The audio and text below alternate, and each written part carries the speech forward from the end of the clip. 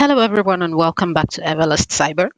Today's video will cover practice questions and answers for the NACC PSW exam. So if you're a personal support worker preparing to take your NACC certification exam, this video is for you because it will really help you a lot.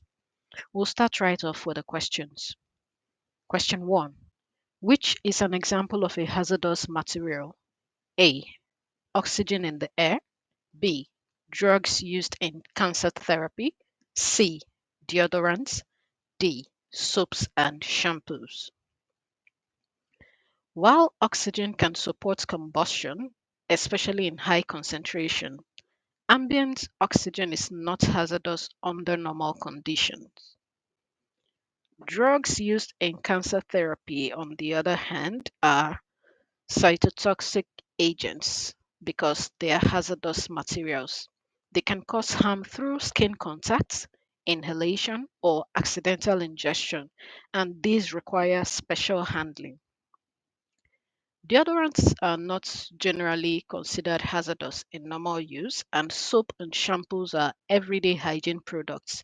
They are therefore not typically classified as hazardous materials unless they are in large quantities or industrial forms. So our answer here is option B. Drugs used in cancer therapy are examples of hazardous materials. Question 2. What is a term for the condition of difficulty swallowing? A. Atrophy. B. Dyspnea. C. Dysphagia. D. Dysuria. Atrophy refers to the wasting away or decrease in size of a body part, especially muscles. So, muscles that have not been used for a long time have a tendency to atrophy. Dyspnea means difficulty or labored breathing. Dysphagia is a medical term used for difficulty in swallowing, while dysuria refers to painful or difficult urination.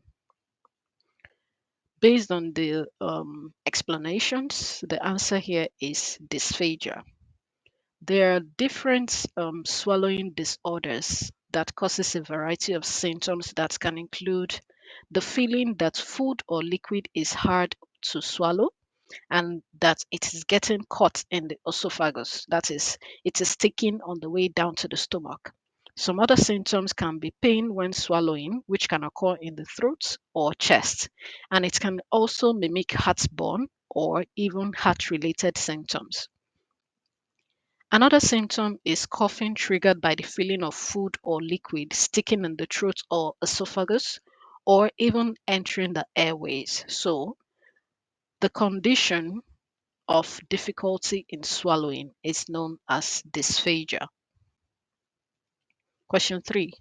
A wound that has torn tissues and jagged edges is what type of wound? A. Penetrating wound. B. A laceration. C. An incision. D. An intentional wound. A penetration a penetrating wound is a wound where an object pierces the skin and enters a body cavity or organ. A laceration is a type of wound that is characterized by torn tissues and jagged, irregular edges. It usually occurs due to blunt trauma. An incision is a clean, straight cut that is typically made by a sharp object like a scalpel.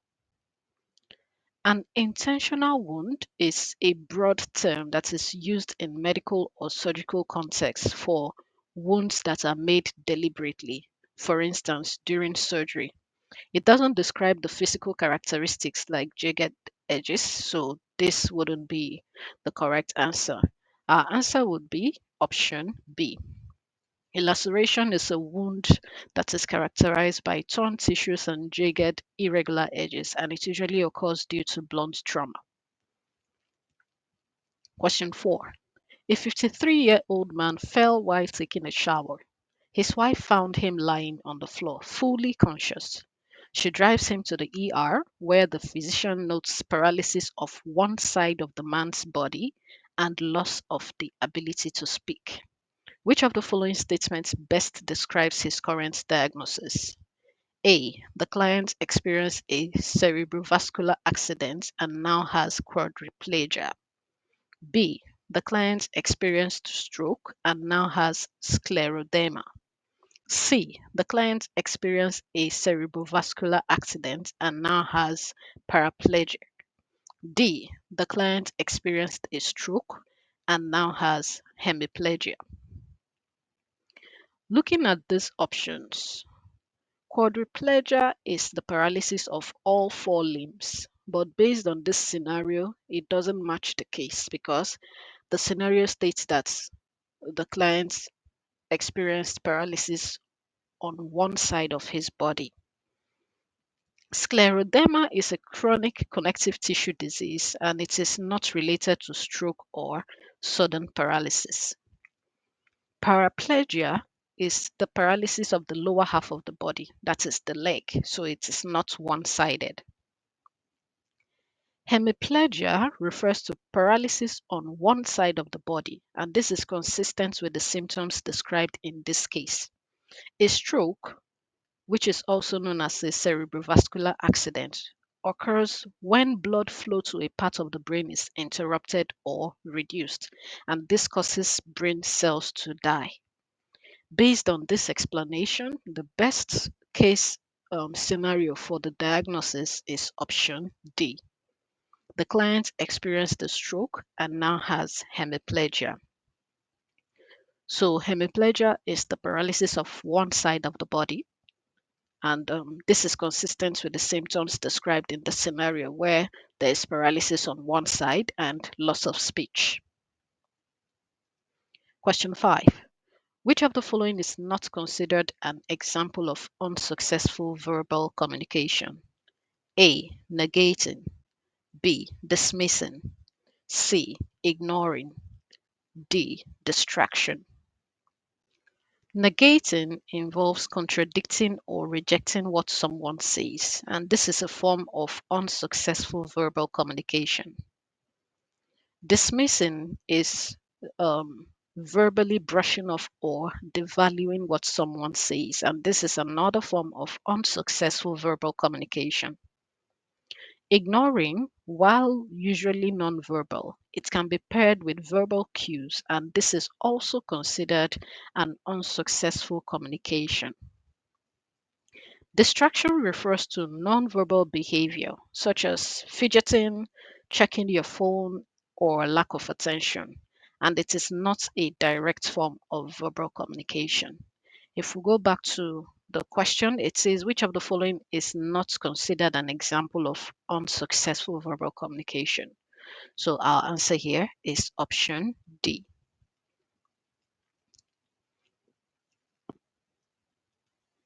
Question 6. A client with advanced ALS cannot speak or move, but can hear and understand. True or false? For this, we'll be going with true. A client with advanced amyotrophic lateral sclerosis often loses the ability to speak, and this is due to muscle weakness. The client also loses the ability to move due to paralysis. However, cognitive functions like hearing and understanding remain intact. ALS affects the motor neurons, which controls voluntary muscles, um, but it does not usually impair intelligence, memory, or the ability to understand language. So, a client with advanced ALS, while they cannot speak or move, they can understand and hear. Question 7. What is the correct term for dark or bright red vaginal discharge seen during the first 3 to 5 days after childbirth? A. Involution. B. Lochia serosa. C. Lochia rubia. D. Lochia alba.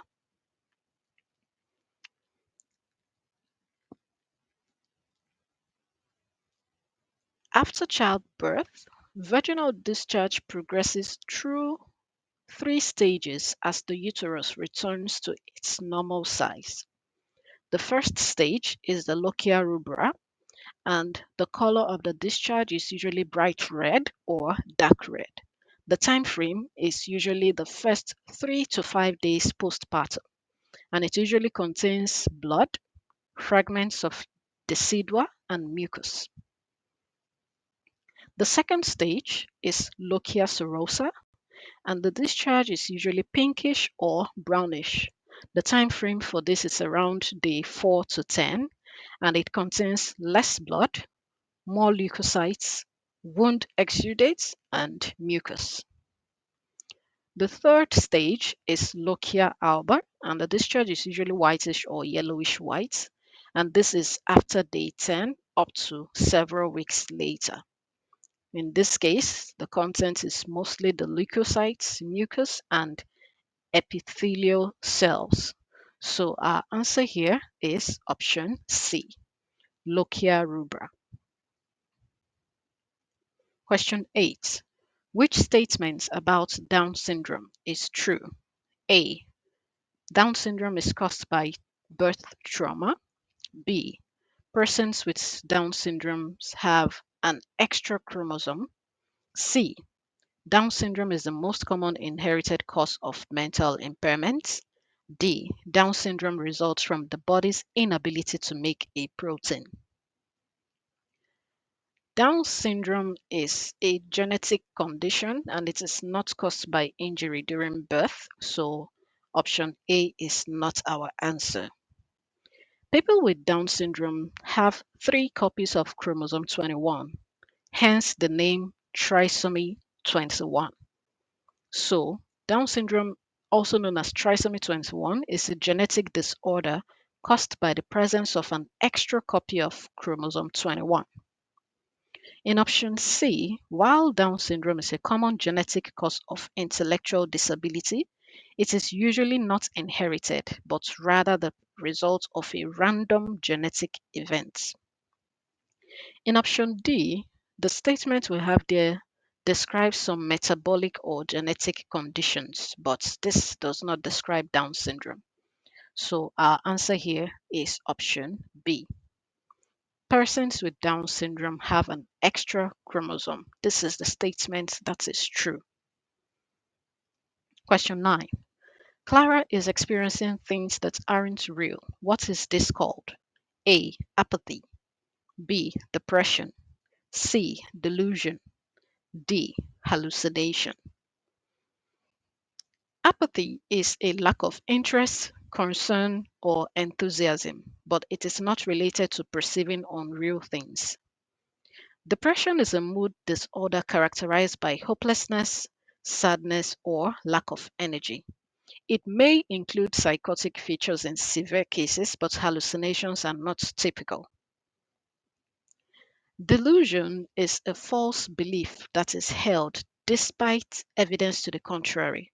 So, for instance, thinking that someone is out to harm you is a delusion, but this is a belief, not a sensory experience. Hallucination is a perception of something that isn't real, such as seeing, smelling, hearing, or feeling things that aren't actually present. In this scenario, this is what Clara is experiencing. So our answer is option D, hallucination. Question 10. What program trains caregivers on handling responsive behaviors safely? A. Recreation therapy. B. Validation therapy. C. One-to-one therapy. D. Gentle persuasive approach. Recreation therapy focuses on improving well being through leisure and activities, but not behavior management.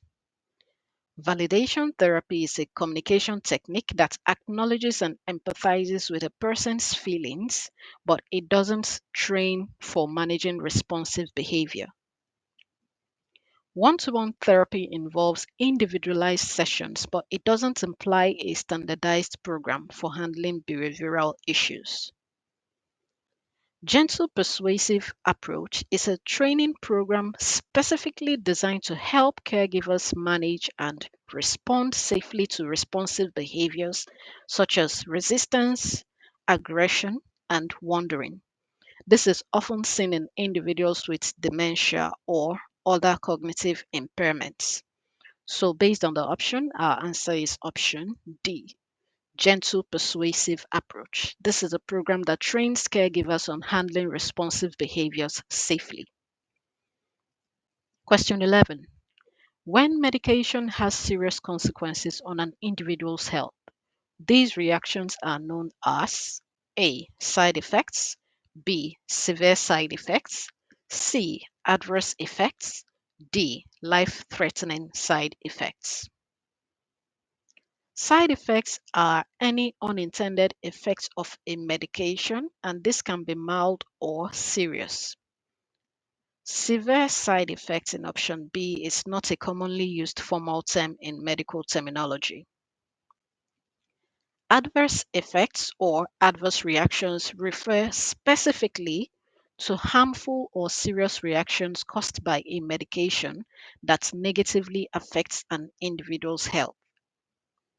Life-threatening side effects are a subset of adverse effects that are severe enough to threaten life, but not all adverse effects are life-threatening. We'll be going with option C here. Adverse effects, based on the scenario we've been given in the question, says when medication has serious consequences on an individual's health, the reactions are known as adverse effects, which are harmful or serious reactions based on a medication that negatively affects an individual's health. Question 12. Which of the following does not typically happen in men with aging? A. An erection occurs more quickly. B. The time between erection and orgasm is shorter. C. Erections last longer. D. Orgasm is longer and more forceful. For this, we'll be going with option A. As men age, there are typical changes that happens with their sexual functions, and this include that it often takes longer to achieve an erection, but not quicker. The time between erection and orgasm tends to be longer, not shorter. Erections may not last as long as they did when they were younger, and orgasms can become less intense and shorter, not longer and more forceful. Going back to the question, it says which of the following does not happen in men with aging? So option A does not happen in men with aging. An erection does not occur more quickly in men with aging. Question 13. What are the aspirations for individuals with developmental disabilities? A. To live independently. B. To have control of their lives. C. Education and job training. D. Financial independence. Option A is a meaningful goal, but it is not always possible or desired for everyone. Option B reflects the principle of self-determination, and this is central to supporting individuals with developmental disabilities. Education and job training is important for skill development, but this is a means to an end, not the ultimate aspiration. Financial independence is a valuable outcome, but it supports rather than defines personal fulfillment or autonomy. While all of the options listed are valid goals or supports that can help improve the lives of individuals with developmental disabilities, the core aspiration is option B, to have control of their life. It means having the right to make choices about where they live, what they do, and how they are supported. So, control over one's life encompasses independence, dignity, and inclusion in society. Question 14. What should you keep in mind when selecting a comfort measure to reduce pain? A. Use the same comfort measure that worked last week. B. Use warm blankets. C. Do the care yourself and not ask the family for help. D. Individualize the care. Option A may not work now because pain and needs can change over time. Option B might help, but it's just one option and it is not suitable for everyone or for all types of pain. In option C, involving family can be beneficial. That is, if the patient is comfortable with it. In option D, everyone experiences and responds to pain differently, so it is essential to individualize the care. We'll be going with option D. A comfort measure that worked before may not be effective now. And there are also cultural preferences, physical conditions to consider, emotional states, and personal likes and dislikes. All of these influence what is comforting for the clients. Person-centered care ensures that the approach is tailored to the individual's unique needs. So this is very important to consider when selecting a comfort measure to reduce pain. Question 15. According to Maslow law, experiencing one's potential fulfills which needs? A. Safety and security. B. Self-actualization. C. Physical security. D. Love and belongings. For this, we'll be going with option B. According to Maslow's hierarchy of needs, self-actualization is the highest level of psychological development. This is where a person realizes their full potential, creativity, and personal growth. Safety and security are second level because it includes physical and emotional security. Physical security is part of the safety needs. Love and belonging belongs to the third level, and this involves relationships and social connections.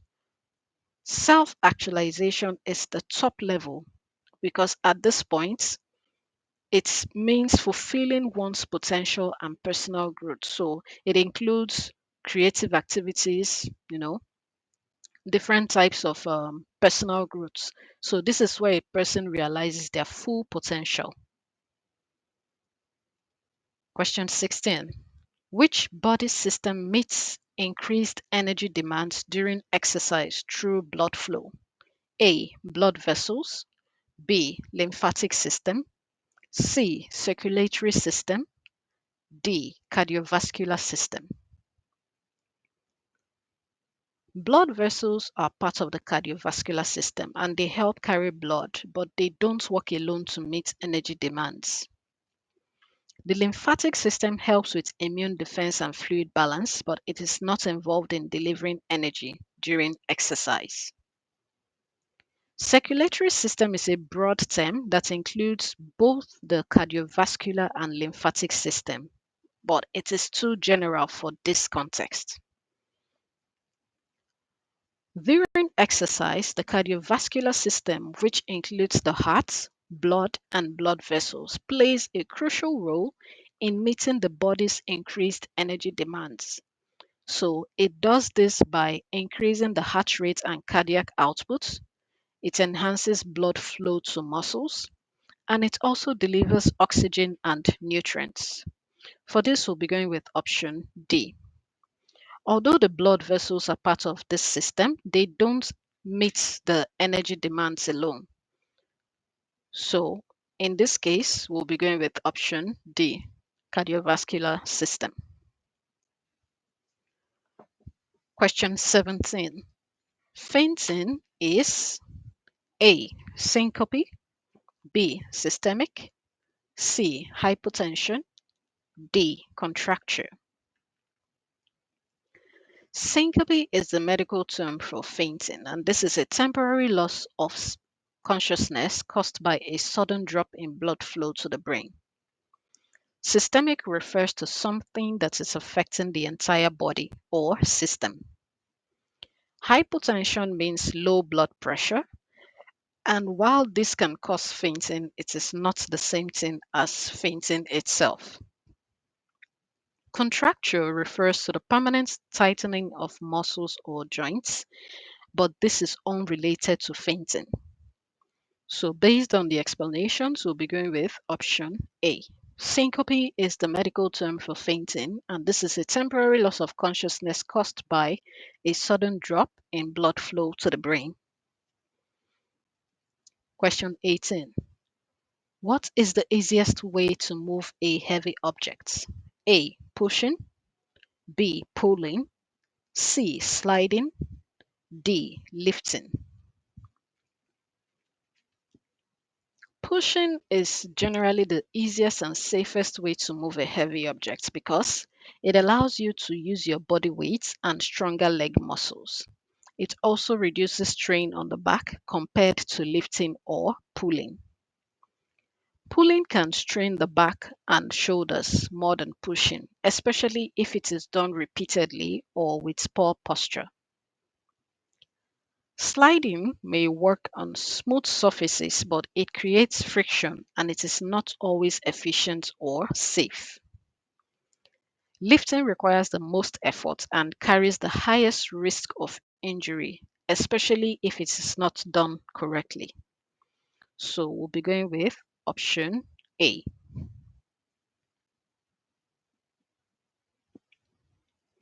Question 19. How can the support worker help to prevent pressure ulcers? A. Massage reddened areas over bony prominences. B. Use oily soap. C. Remove tight clothing. D. Reposition the client every 2 hours as per care plan. Option A is contraindicated because massaging areas that are already reddened or showing signs of early skin damage can further injure the tissue and worsen the potential for pressure ulcers. Option B, using oily soaps are not typically recommended because they might leave residue that can interfere with skin hygiene and moisture balance. They also increase the risk of skin irritation or breakdown. While removing tight clothing can improve circulation and reduce friction, it is not a comprehensive pressure relief strategy compared to the correct answer that will be listed very soon. In option D, regular repositioning is a key strategy in preventing pressure ulcers. This is because it helps relieve prolonged pressure on bony prominences. It also, in by doing this, reduces the risk of skin breakdown.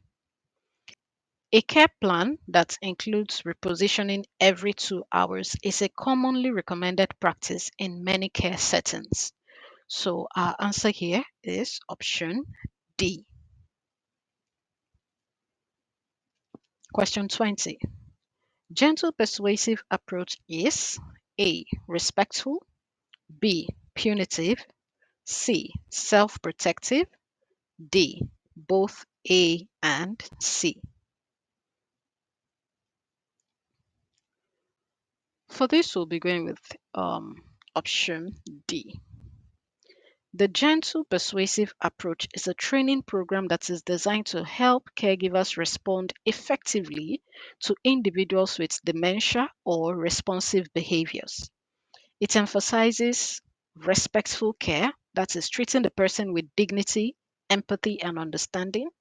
And it also emphasizes self protective strategies, which is helping the caregiver protect themselves and others in challenging situations without using force or punishment.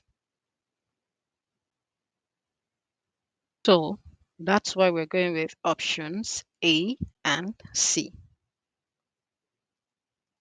Question 21. When is proper body alignment necessary? A. When standing. B. When sitting. C. When lying down. D. All the time. Proper body alignment means keeping the body in a straight and natural position that maintains the spine's natural curves and distributes weight evenly. We'll be going with option D because proper body alignment is very important when standing, when sitting, and when lying down. So, when standing, it will help to prevent strain on muscles and joints. When sitting, it will support the lower back and avoid slouching. And when lying down, it will reduce pressure on the spine and prevent bed sores or muscle pain. Maintaining proper alignment all the time helps to prevent injury. It helps to reduce fatigue. It promotes comfort and circulation, and it also supports musculoskeletal health. Question 22. All of the following are effects of workplace bullying except A. Increased absenteeism, B. Little turnover in staff, C. Inability to concentrate, D. Increased stress. Workplace bullying often leads to negative outcomes for both the employees and the organization. Common effects of workplace bullying includes increased absenteeism, inability to concentrate, and increased stress. The question asked which of the following are the effects of workplace bullying, except. So, based on the options we're looking at, that would be option B, because bullying actually causes a high staff turnover. So, employees are often prompted to leave toxic environments in order to protect their own well being. Question 23. In all relationships, a person is more likely to be abusive if they are dealing with which of the following? A. Mental illness. B. Abuse as a child. C. Problems with alcohol and drugs. D. All of the above. Our answer here would be all of the above because a person is more likely to be abusive in relationships if they are dealing with mental illness, if they've been abused as a child, and if they have problems with alcohol and drugs. Certain untreated mental health conditions can contribute to aggressive or abusive behaviors. However, not all individuals with mental illness are abusive. A person that has been abused as a child can display some behavioral patterns in adulthood, including a higher risk of becoming abusive themselves. So they generally continue the cycle of abuse. A person with problems with alcohol and drugs also is more likely to be abusive in a relationship because substance abuse lowers inhibitions and impairs judgment. So this increases the likelihood of violent or abusive behavior. Question 24. Looking at things from another point of view is called A. Empathy, B. Courtesy, C. Work ethic, D. Politeness. Empathy is the ability to understand and share the feelings or perspective of another person. Courtesy means showing polite behavior, but it doesn't necessarily involve understanding other people's perspective. Work ethic refers to dedication and discipline in one's job, but it is unrelated to perspective taking. While politeness involves manners and respectful behaviors, but it doesn't involve necessarily understanding another person's point of view. So our answer here would be option A. Empathy involves seeing a situation from someone else's point of view, and this is essential in building respectful and compassionate relationships. Question 25. The lack or absence of breathing is called A. Dyspnea, B. Apnea, C. Hypoxia, D. Orthopnea.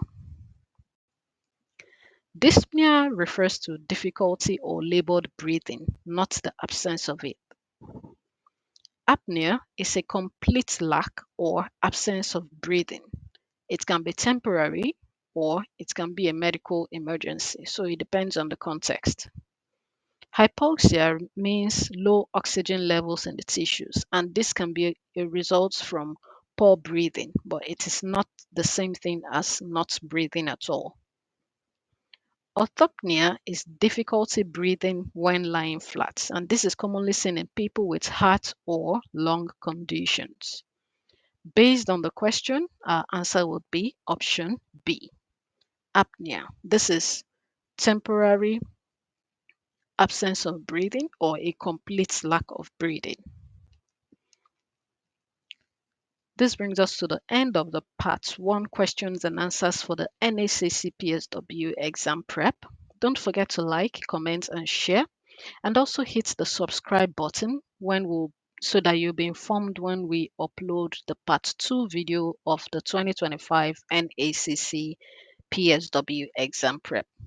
Thank you for watching, and I'll see you in the next video.